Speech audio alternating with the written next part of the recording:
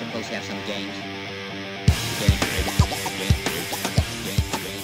Alright, so I think it's time for a little update here with the projects I've been working on. If you guys have been following my 79 Cutlass Calais, I'm doing a 403 swap. This car had a 260 in it, so I encourage you guys to take a look at my channel, check out the videos on this car and kind of the whole process that I've been doing as far as this engine swap goes.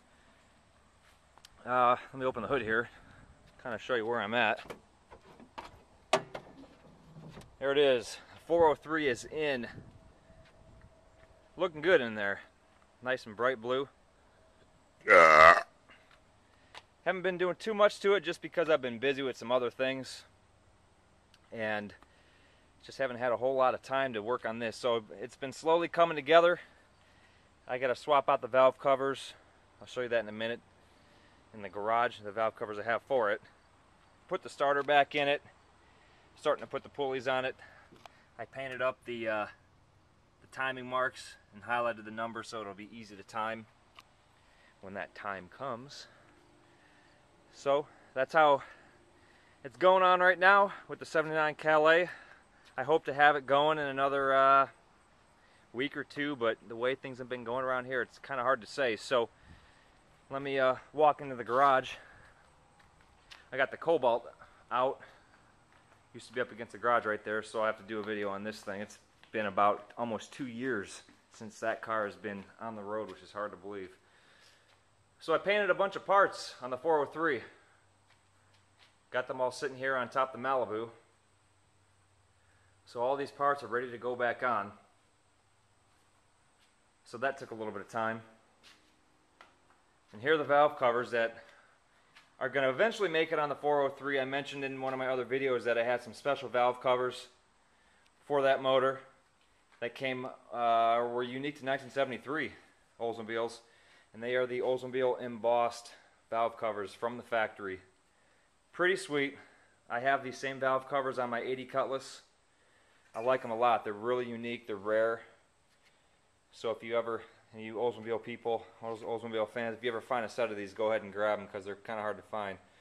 But I am not going to put them on this engine right now just because I got to cleaning these things and found out that, I don't think you can see it, but right there where that mark is, it's a pretty decent couple of dents right here. So I'm not going to pound them out and finish them off with some body filler and do all that right now. I just don't want to spend the time to do that just because it'll take me a couple of days to do that and get these things right. So, and I also want to sandblast these things down. So I'm just going to leave these valve covers off for now. I'll clean this one up and package them back up for a later date. So what I'm going to do is I'm either going to take the valve covers off this 403 that's been sitting in the garage for several years, swap them out for now, or I still have the 260, which is sitting right there underneath that tarp. It's for sale. I told you guys I would scrap it, but I'm trying my best to sell it. So I'm going to swap the valve covers off that. I'll put the chrome ones off the 403 on it, just so I have something to put back on it. So that's the status of the 79 Calais. 403 is in it. Please check out my other videos. I did a old start on this car. It was sitting in storage for 4 years. I did a few runs with the 260. I put a 342 rear end in it. Did a couple of test runs with the 342 and the 260, so that was kind of interesting.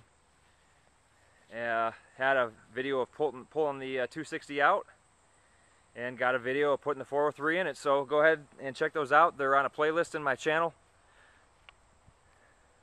So that is pretty much it.